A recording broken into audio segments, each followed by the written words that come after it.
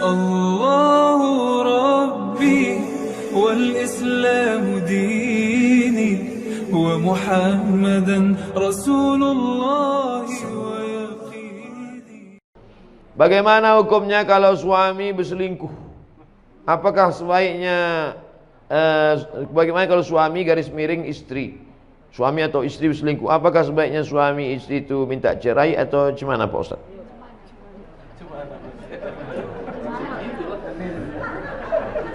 Jadi saya khutbah Jumat. Selesai saya khutbah Jumat, datanglah bapak-bapak menangis. Ada apa Pak? Saya tenangkan dulu. Setelah tenang, apa masalahnya? Istri saya berselingkuh sama kepala dinas. Gara-gara sering pergi keluar kota. Kalau ku tanya, kata dia udah macam ayahku udah. Bapak itu pun katanya udah macam anakku. Berawal, tua kali udah. Berawal dari macam, berakhir dengan macam-macam. Nah itulah, ini pelajaran jangan sampai menganggap udah macam ayahku, udah macam abangku, udah macam adikku ya. Banyak orang ini menganggap masalah sholat, aku ikut Allah. Masalah puasa, aku ikut Allah. Tapi masalah pergaulan ini, aku lebih tahu daripada Allah. Nah, ini studi kasus. Saya tidak menjawab ada di dalam kitab. Nah, true story, kisah nyata. Pak Ustadz, ini udah berselingkuh 2 tahun. Terus gimana? Dia sudah tobat. Saya katakan, kalau hitam katakan hitam, kalau putih katakan putih. Kalau padi katakan padi, jangan sampai tertampi-tampi. Kalau jadi katakan jadi, jangan sampai tenanti-nanti. Kenapa ke situ pula perginya? Kalau kau sanggup terima dia, terima. Tapi kalau tak sanggup, lepaskan baik-baik. Istikharah dulu. Kasih waktu, sebulan, 2 bulan, 3 bulan. Gimana sanggup? Insya Allah sanggup Pak Ustaz. Serius sanggup? Sanggup Pak Ustaz. Oke lah, jagalah. Sebulan sesudah itu datang lagi. Tak sanggup saya Pak Ustaz. Asal saya dekat, terbayang saya wajah selingkuhan. Membara rasanya dalam. Tapi kemarin kau bilang sanggup. Pelintat-pelintut ini. Tak betul, cakapnya tak bisa dipegang. Binatang itu yang dipegang talinya. Kalau orang yang dipegang cakapnya. Kalau orang tak bisa dipegang cakapnya, ikatnya pakai tali. Disitulah baru saya tahu bahwa tidak ada laki-laki yang bisa menerima woman used yang sudah dipakai orang lain. Terbayangnya muka laki-laki, tak bisa dia terima. Oleh sebab itu ujung-ujungnya dilepaskannya juga. Maka jangan pernah terjerumus dalam jaga diri baik-baik. Karena tak ada laki-laki yang bisa. Kalau ada laki-laki yang bisa menerima, mungkin ada, tapi saya belum jumpa lagi. Mungkin ada yang bisa. Kau terima dia? Saya terima Pak Ustaz. Kenapa kau terima? Karena saya lebih banyak pula dari itu lagi. Bisa jadi. Nah, oleh sebab itu. Okeylah, kita husnuzan, mudah-mudahan bisa diterima. Amin. Tapi kalau bisa kau terima, jangan kau ungkit-ungkit, jangan kau ungkap-ungkap, tutup. Mestinya kau tak perlu buka buku diariku, hanya akan menambah lukamu. Lagu Krisdayanti. Nanti kalau mau upload tolong tutup itu. Oleh sebab itu maka kalau terima dengan baik. Tapi kalau tak terima, lepaskan dengan baik, sampaikan ke hakim. Hakim akan menjatuhkan talak. Hakim akan menjatuhkan talak. Tak bisa talak di rumah, hakim nanti akan menjatuhkan. Laki-laki menjatuhkan, tapi resminya menurut hukum, maka hakim. Oleh sebab itu maka mudah-mudahan kita terselamatkan dari perbuatan-perbuatan macam ini. Amin ya rabbal alamin. Sudah rutin sholat tahajud, alhamdulillah. Sholat istikharah hampir 2 tahun. Wah, hebat. Tapi belum juga Allah kabulkan jodoh saya. Ada kawan saya sholat wajib pun dia tak jelas. 2 bulan langsung dilamar. Pertanyaannya di mana kekurangan saya Pak Ustaz? Ini bukan bertanya, curhat ini. Allah itu kalau ngasih menurut kemauan kita, menurut kemauan dia. Kemauan dia. Allah itu ngasih menurut selera kita atau selera dia. Jadi ada satu ibadah yang tidak perlu mengeluarkan air liur, bukan baca Quran, tidak perlu mengeluarkan keringat, bukan tawaf dan sa'i, tidak perlu mengeluarkan tenaga karena dia bukan jihad, tidak perlu mengeluarkan darah karena bukan fisabilillah, tidak perlu mengeluarkan uang karena dia bukan infak sedekah. Diam saja. Apa itu ibadah yang tertinggi? Ridha, menerima ketetapan Allah Subhanahu wa taala. Sulitkah bagi Allah mempertemukan engkau? Mudah saja. Man from Mars, woman from Venus. Laki-laki dari planet Mars, perempuan dari planet Venus bisa pula bertemu di dunia. Cobalah tanya ibu sama bapak nih, semua punya cerita, bisa manusia ini banyak, tak sama ceritanya. Pak, ya, gimana bapak cerita sama ibu? Tak usahlah Ustaz tanya, kenapa? Salah sambung dulu Pak Ustaz. Bu, gimana cerita sama bapak? Ada saja skenario Allah membuat cerita yang luar biasa. Ada yang salah bertamu, ada yang nengok kakaknya nampak adiknya. Macam-macam cerita itu. Oleh sebab itu saudaraku, sesungguhnya ada rencana Allah yang lebih indah.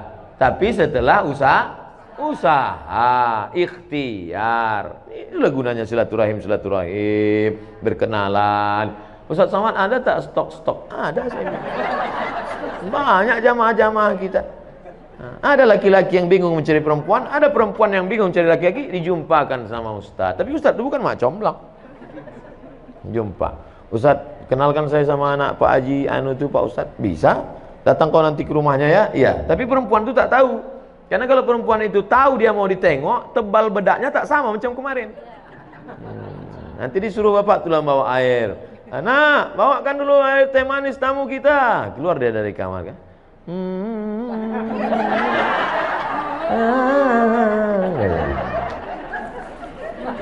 Insya Allah Allah akan pertemukan, tapi dengan syarat sabri wassalah, banyak-banyak sabar dan salat.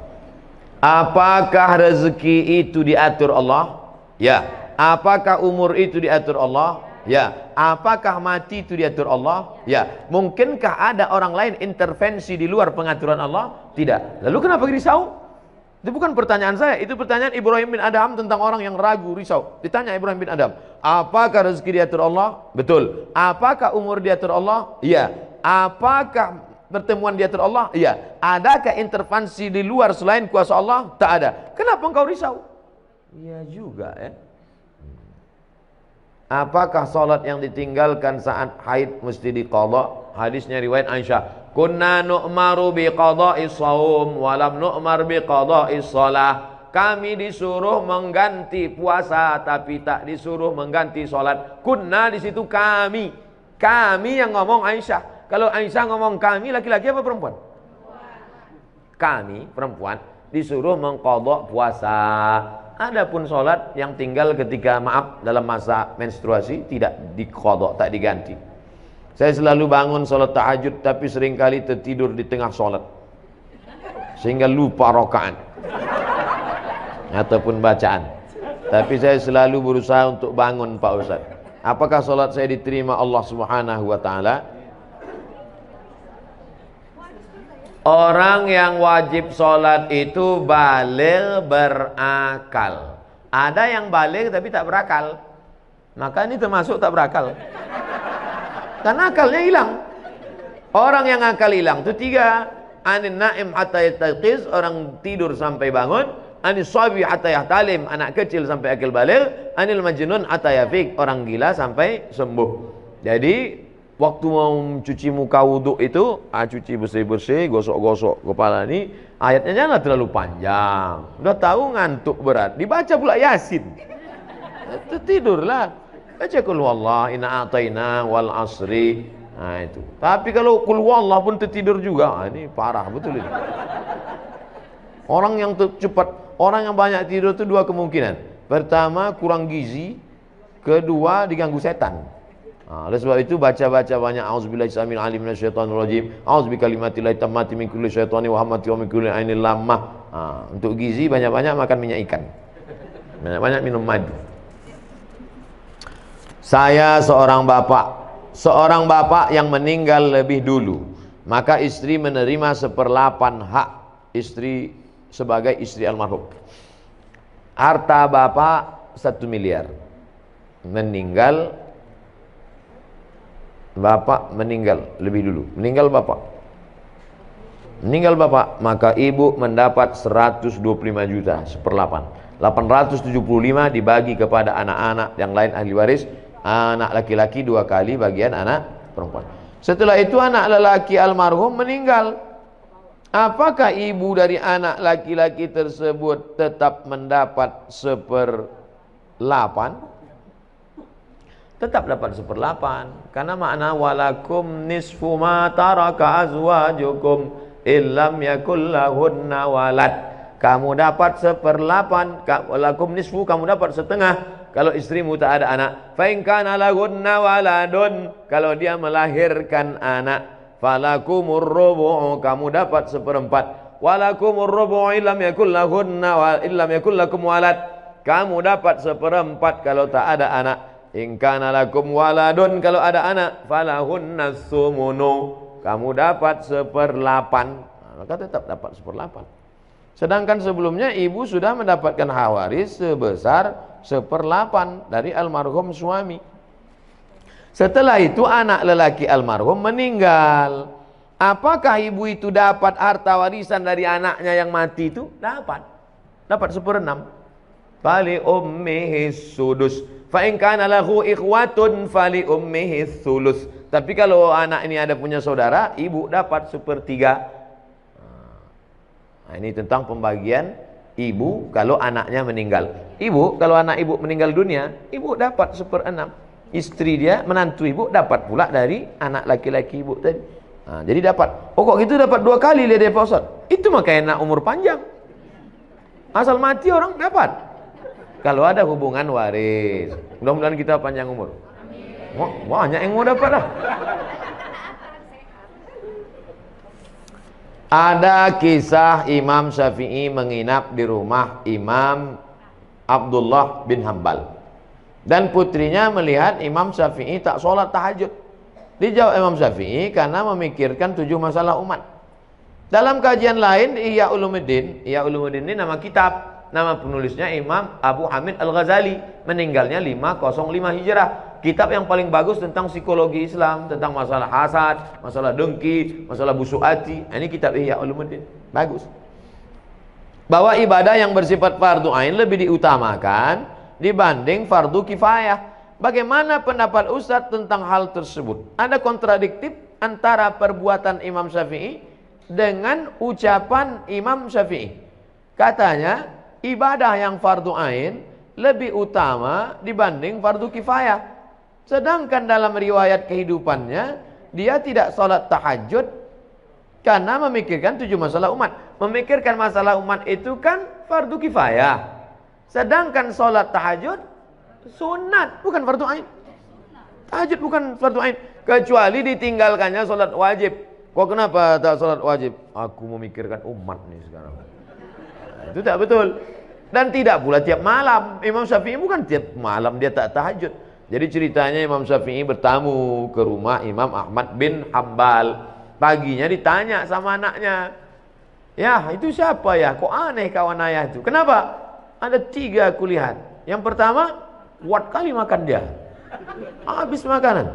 Yang kedua, dia tadi sholat subuh tidak wudhu. Yang ketiga, dia tak tahajud.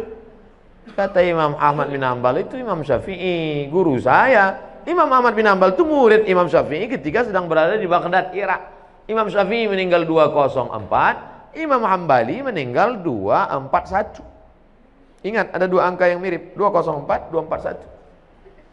Kenapa dia sholat subuhnya tidak wudhu? Karena wudhu isyanya tak batal. Kenapa dia tak tahajud malam itu? Karena tahajud amal pribadi. Sedangkan ada amal mengalir setelah mati, yaitu amal jariah nulis buku. Tahajud kalau kita buat untuk kita sendiri, mati kita putus. Tapi kalau nulis buku, tapi jangan tiap malam nulis tak tahajud, sekali-sekali. Yang ketiga, kenapa makannya banyak? Karena makanan orang beriman itu obat. Nah, bapak ibu kalau banyak tadi makan, mana tahu ditanya, kok banyak kali makan? Ini obat. Cuman kadang orang yang 3 cerita ini, yang 1 itu aja ingat dia, yang 2 itu tak ingat. Makanan orang beriman itu la ya'kulu ta'amaka illa taqiyun. Tidak ada yang memakan makananmu kecuali orang yang bertakwa. Yang menyiapkannya takwa, yang memakannya pun orang takwa. Semua yang saya makan di rumah ini, yang kita makan di rumah ini, jadi amal soleh. Kenapa? Karena orang beriman itu makan liyuqima sulbahu, untuk menegakkan tulang belakang. Asal udah tegak tulang belakang, stop. Jadi kalau bapak ibu nampak nanti saya makan ini, mau ambil ini, ambil ini. Ustaz kok banyak kali makan? Aku kalau tidak begini tak tegak tulang belakang. Boleh tak salat tahajud 10 menit sebelum azan subuh? Waktu tahajud dari sejak isya sampai azan subuh. Jakarta subuhnya sekarang jam berapa? 4:06. Jam 4 salat tahajud sah. Tapi jangan tiap malam. Sekali sekali. Jam 4 udah berbunyi, udah suara mengaji di masjid, boleh. Yang penting belum masuk waktu subuh. Saya tidak mengatakan azan. Saya tidak mengatakan azan. Belum masuk waktu subuh. Karena banyak juga sekarang muazin azannya setelah masuk beberapa saat. Dia pun ketiduran juga. Boleh tak witir 1 rakaat Pak Ustaz? Sesikit-sikit witir 1 rakaat. 3, 5, 7, 9, 11. Habis. 11 paling banyak. Jadi kalau ada orang sholat witir 1 rakaat, sah. Tapi masa iya mau masuk surga 1 rakaat? Pas ditengok malaikat, berapa witir kau? 1, mak, sikit kali kata malaikat. Pede kali kau masuk ke sini 1. Imam Ahmad bin Ambal, Imam Hambali, sholat dari isya sampai subuh. Nabi, wala sawfa yu'tika rabbuka fatardo, apapun yang kau mau ku kasih Muhammad, sampai bengkak kakinya. 1 rakaat mau masuk surga. Kau masuk surga?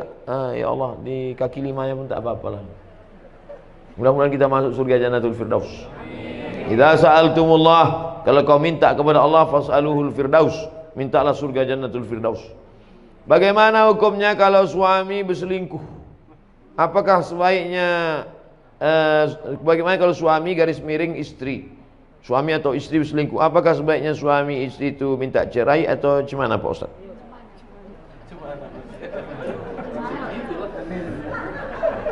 Jadi saya khutbah Jumat. Selesai saya khutbah Jumat, datanglah bapak-bapak menangis. Ada apa Pak? Saya tenangkan dulu. Setelah tenang, apa masalahnya? Istri saya berselingkuh sama kepala dinas. Gara-gara sering pergi keluar kota. Kalau ku tanya, kata dia udah macam ayahku udah. Bapak itu pun katanya udah macam anakku. Berawal, tua kali udah. Berawal dari macam, berakhir dengan macam-macam. Nah itulah, ini pelajaran, jangan sampai menganggap udah macam ayahku, udah macam abangku, udah macam adikku ya.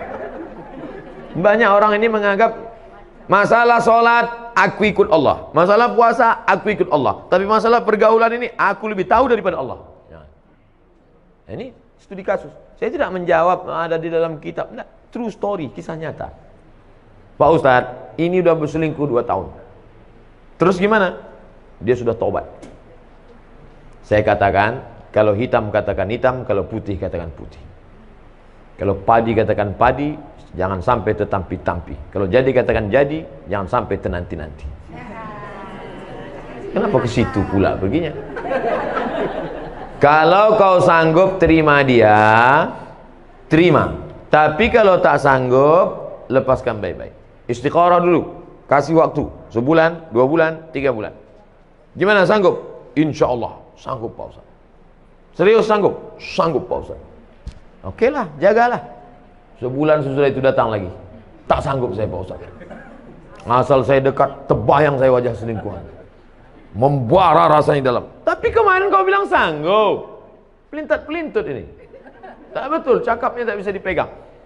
Binatang itu yang dipegang talinya. Kalau orang yang dipegang cakapnya. Kalau orang tak bisa dipegang cakapnya, ikatnya pakai tali. Disitulah baru saya tahu bahwa tidak ada laki-laki yang bisa menerima woman used yang sudah dipakai orang lain. Terbayangnya muka laki-laki, tak bisa dia terima. Oleh sebab itu ujung-ujungnya dilepaskannya juga. Maka jangan pernah terjerumus dalam jaga diri baik-baik. Karena tak ada laki-laki yang bisa. Kalau ada laki-laki yang bisa menerima, mungkin ada, tapi saya belum jumpa lagi. Mungkin ada yang bisa.